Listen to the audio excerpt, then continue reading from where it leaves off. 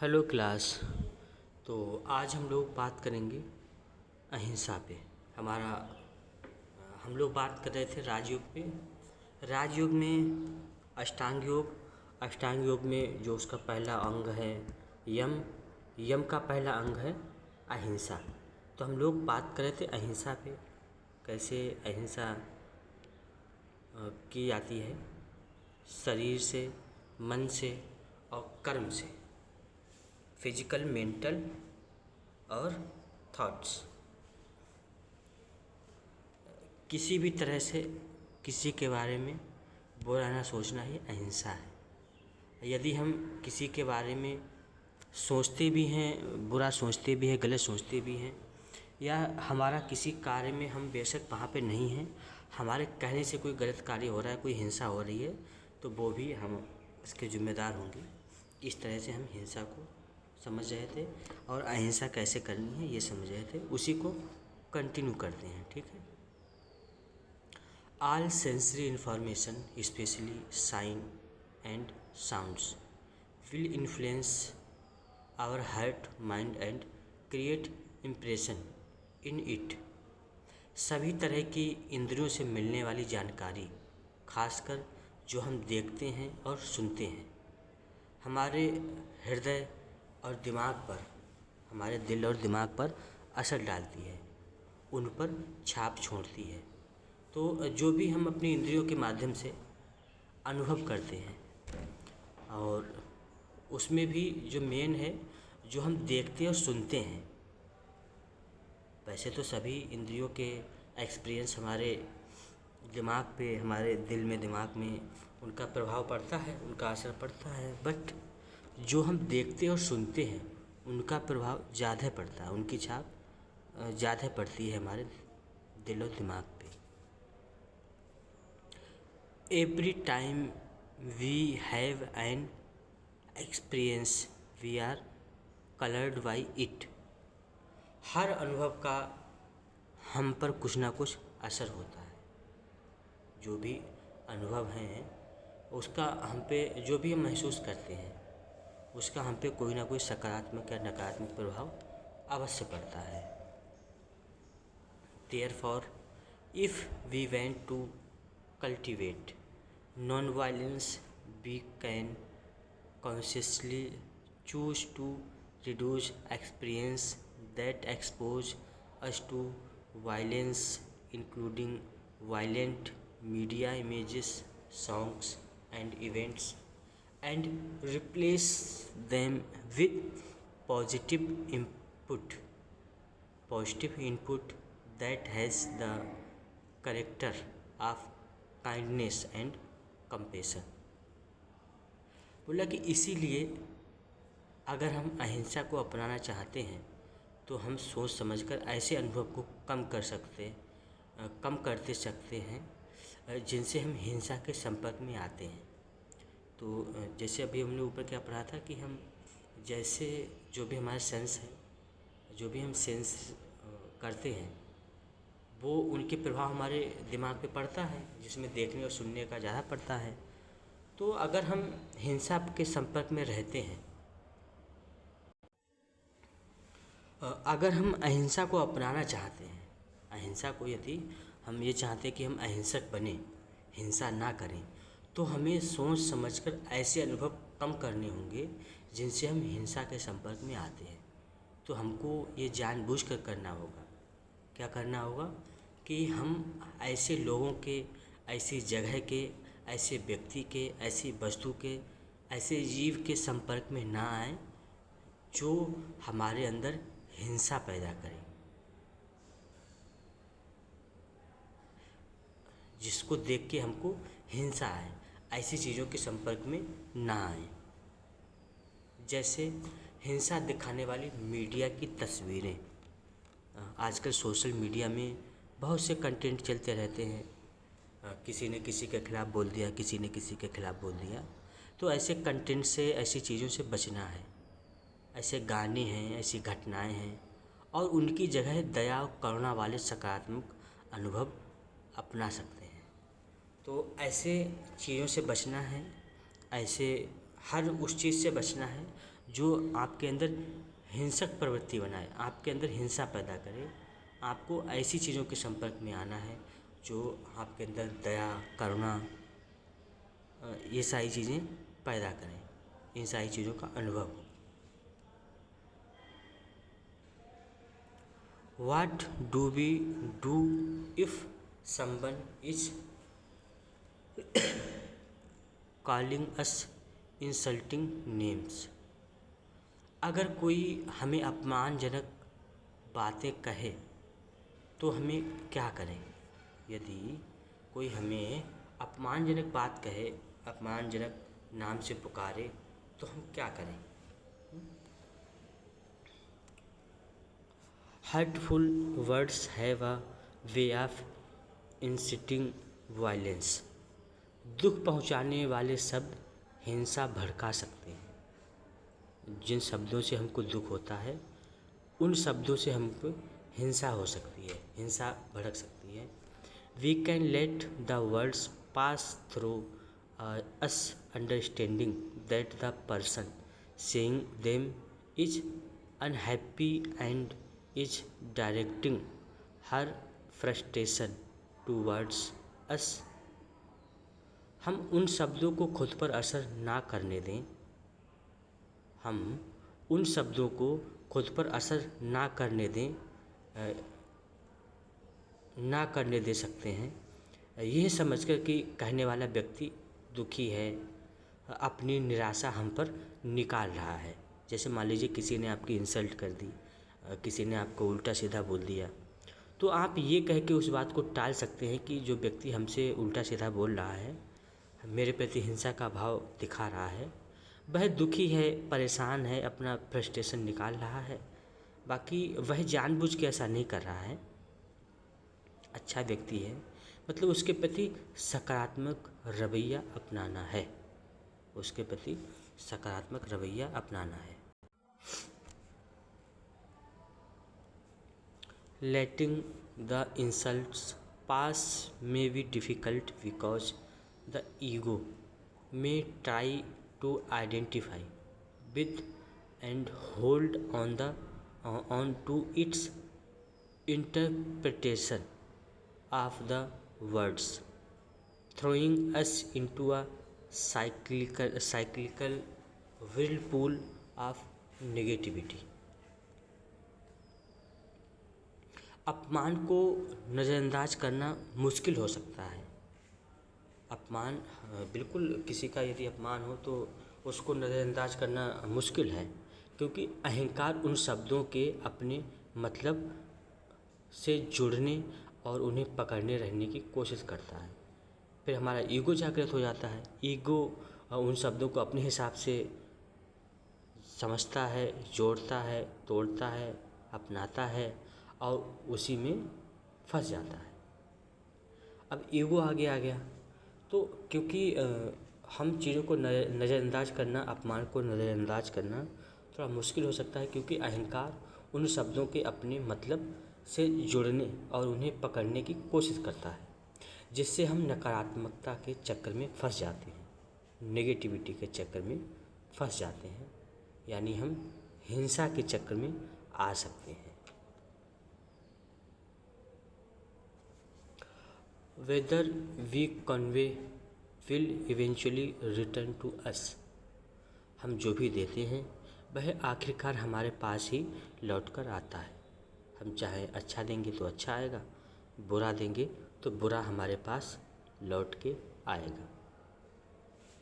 Reacting to negativity by returning the same will only add more harmful energy to the world. नकारात्मकता का जवाब नकारात्मकता से देने पर दुनिया में और ज़्यादा नुकसान पहुंचाने वाली ऊर्जा ही बढ़ती है। यदि मान लीजिए कोई हमको गाली दे रहा है, हम बदले में यदि उसको गाली देंगे तो क्या होगा, आसपास के वातावरण में नेगेटिव एनर्जी ही फैलेगी, जो हमारे साथ साथ अन्य लोगों को भी नुकसान पहुंचाएगी। ज़रूरी नहीं कि उस नेगेटिव एनर्जी से हमें ही नुकसान हो, दूसरे को भी नुकसान होगा। तो कोई हमको मतलब हम जैसा देंगे हमको वैसा ही वापस मिलेगा। अच्छा देंगे तो अच्छा मिलेगा, बुरा देंगे तो बुरा दे मिलेगा। और हम कैसा रिएक्ट करते हैं, हम जैसा रिएक्ट करेंगे वैसा फिर हमको मिलेगा। Who suffers when an act of violence take place? हिंसा होने पर किसे नुकसान होता है? यदि कहीं हिंसा होती है तो किसे नुकसान होता है? तो who benefits from an act of non violence? यदि अहिंसा होती है तो किसे फ़ायदा होता है? दोनों बातें हैं, हिंसा से किसे नुकसान है, अहिंसा से किसे फ़ायदा है। यदि इस पे हम विचार इतना पे ही विचार कर लें तब भी हम हिंसा को छोड़ सकते हैं। बोथ पार्टाइज इन बोथ केसेस, दोनों ही मामलों में दोनों पक्षों को, यानी जब हिंसा करेंगे तो जो हिंसा करने वाला है उसको नुकसान होगा, जब अहिंसा करेंगे जो अहिंसा करने वाला है उसको फ़ायदा होगा। तो दोनों ही मामलों में दोनों ही पक्षों को, यानी जो हिंसा करेगा उसको और जो अहिंसा करेगा दोनों ही लोगों को फ़ायदा होगा। For example, when a bully hits an innocent student, it might feel good to the bully on the outside and make him feel dominant and in control, but inside he may feel guilty for accosting someone who did nothing to deserve his wrath. उदाहरण के लिए, जब कोई दबंग किसी मासूम छात्र को मारता है या किसी मासूम बच्चे को मारता है तो उसे बाहर से अच्छा लग सकता है, बाहर से उसको प्रसन्नता मिल सकती है। जब और उसे लग सकता है कि उसका दबदबा है, यानी कोई किसी छात्र को या किसी बच्चे को मारता है तो वह बाहर से प्रसन्न होगा, उसको लगेगा कि हमारा दबदबा है, हमसे लोग डरते हैं, मानते हैं। जो भी उसके मन में ख्याल आएंगे वो सोच सकता है और सब उसके काबू में है, उसका दबदबा है, उसके काबू में है सब। लेकिन अंदर ही अंदर उसे बुरा लग सकता है, हो सकता है अंदर उसको ठीक ना लग रहा हो लेकिन वह लोगों को दिखाने के लिए बुरा बन रहा है। तो अंदर से उसे बुरा लग सकता है कि उसने किसी ऐसे व्यक्ति को परेशान किया जिसने उसका गुस्सा झेलने जैसा कुछ नहीं किया था। तो उसने किसी ऐसे व्यक्ति की पिटाई कर दी, ऐसे व्यक्ति का नुकसान कर दिया, ऐसे व्यक्ति के साथ हिंसा कर दी जो उस हिंसा के लायक नहीं था, या उसका मेरे गुस्से से कोई मतलब नहीं था। बाद में ऐसा सोच सकता है।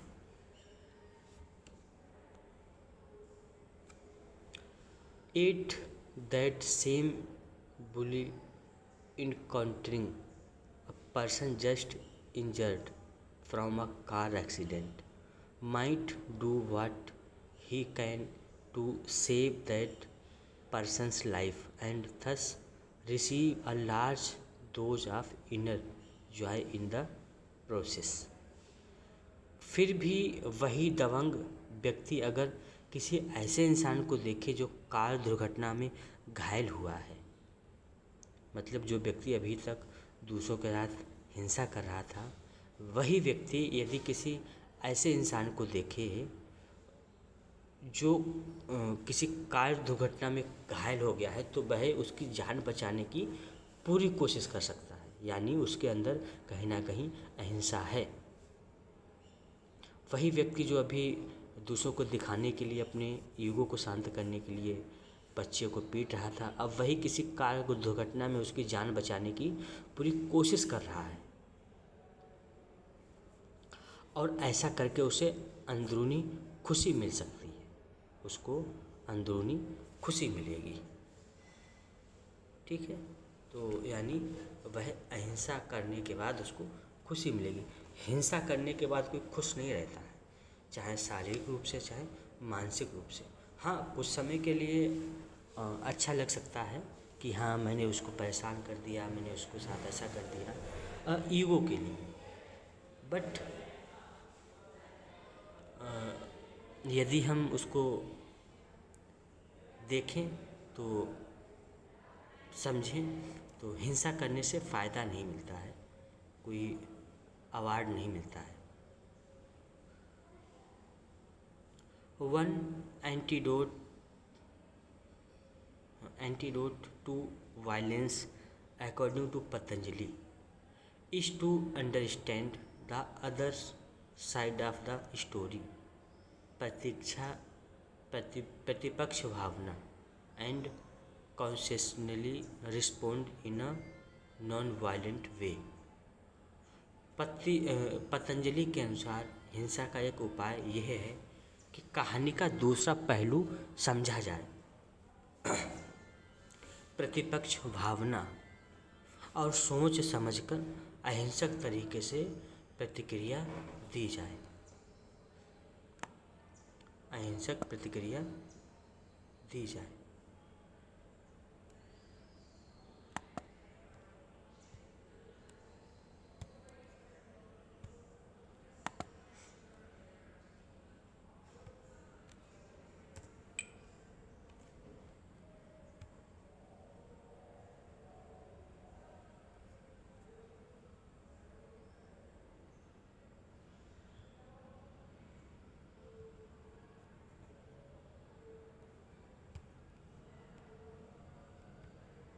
प्रतिपक्ष भावना मैत्री करुणा मुदितो पेक्षाणाम सुख दुख पुण्यापेक्षाणाम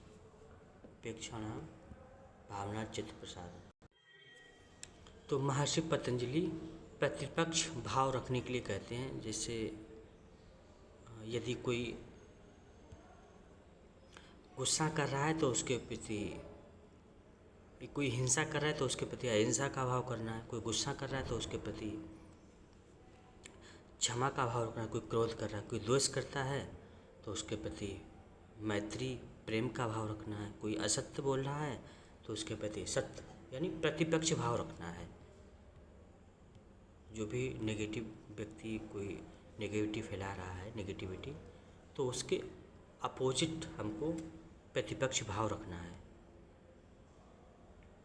तो सोच समझकर, मतलब कोई भी व्यक्ति यदि हिंसा कर रहा है तो महर्षि पतंजलि कहते हैं कि सोच समझकर अहिंसक तरीके से प्रतिक्रिया देनी चाहिए, प्रतिपक्ष भावना के हिसाब से। मान लीजिए कोई क्रोध कर रहा है तो आप क्षमा देकर प्रतिक्रिया दीजिए, वो हिंसा नहीं करेगा। If violence is directed toward us we can use discrimination to determine our response. अगर हिंसा का निशाना हम बनते हैं तो हम समझदारी से तय कर सकते हैं कि हमें कैसे प्रतिक्रिया देनी है। मान लीजिए कोई व्यक्ति हम पे हिंसा दिखा रहा है, हम हिंसा में आ गए हैं, तो हमें उसकी प्रतिक्रिया समझदारी से देनी है, हमें उसकी प्रतिक्रिया समझदारी से देनी है। और if we see a violent image or hear angry hateful words, we can try to remember the opposite loving kindness in order to mitigate the effects of the negative experience। अगर हम हिंसा वाली कोई तस्वीर देखते हैं या गुस्सा और नफ़रत भरे शब्द सुनते हैं तो हम नकारात्मक अनुभव के असर को कम करने के लिए उसके ठीक उलट प्यार की दया को याद करने की कोशिश कर सकते हैं। तो मान लीजिए हाँ, हमने कोई हिंसक तस्वीर देख ली, हमने कोई हिंसक विचार आ गया, कोई किसी से कुछ भी हमने ऐसा सुन लिया जो हिंसा हमारे अंदर पैदा कर सकता है, नेगेटिविटी ला सकता है, तो हम उस नकारात्मक अनुभव को कम करने के लिए, उसके प्रभाव को कम करने के लिए ठीक उसके उलट सोचें, ठीक उसके उलट व्यवहार करें। जैसे कोई हिंसा कर रहा है तो हमको प्यार और दया, इन सारी चीज़ों को याद कर लेना है, तो हम हिंसा से बच जाएंगे। मतलब हमारे अंदर भी हिंसा नहीं आएगी, और हिंसा का यदि कोई बाहरी व्यक्ति हिंसा कर रहा है तो उसका प्रभाव भी हमारे ऊपर नहीं आएगा।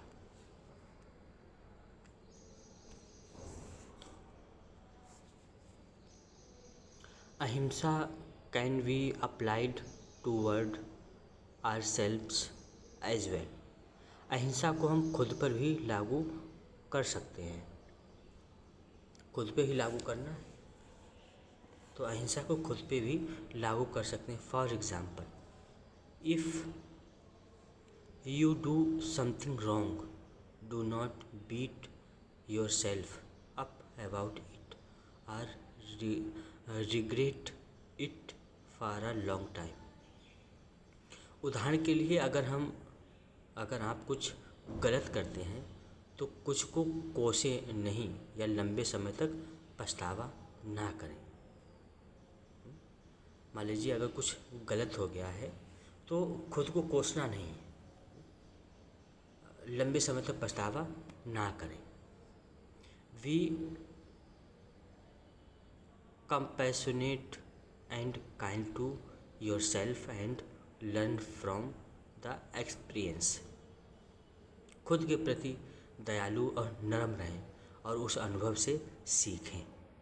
यानी खुद से कुछ गलत हो गया है, कुछ हिंसा हो गई है, तो खुद को बार बार कोसना नहीं है, बल्कि उस पर चिंतन मनन करना है और कोशिश ये करना है कि अगली बार से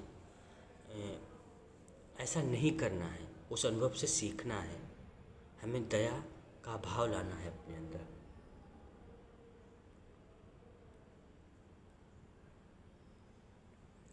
अपने प्रति भी दया विकसित करनी है।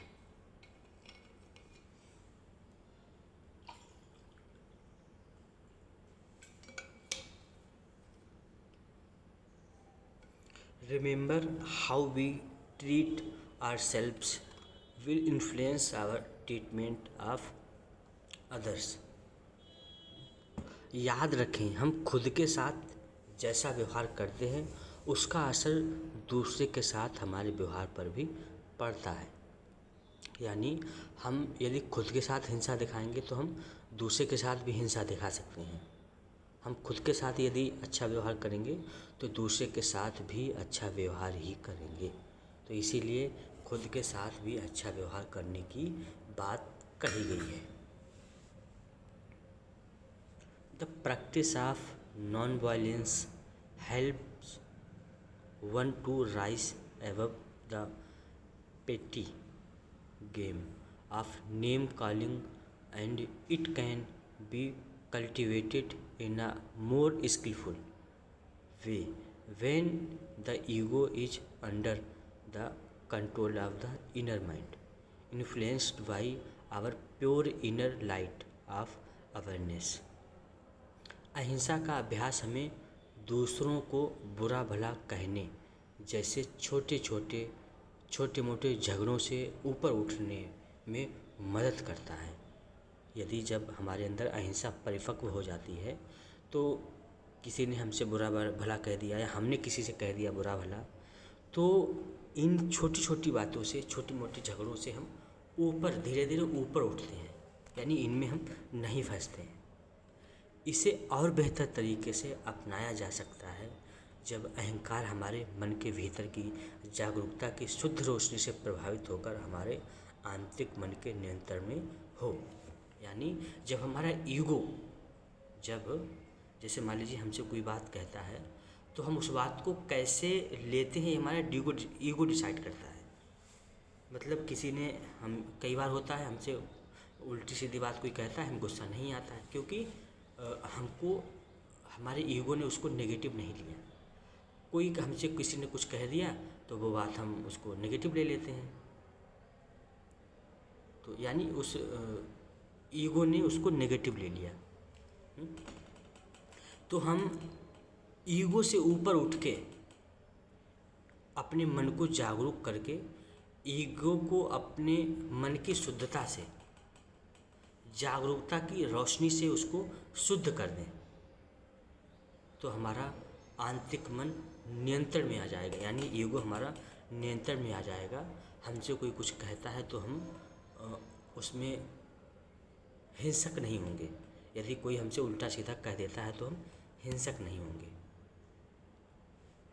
Every time we think, say or do something harmful to another sentient being, we feel the harm and intuitively now it is wrong।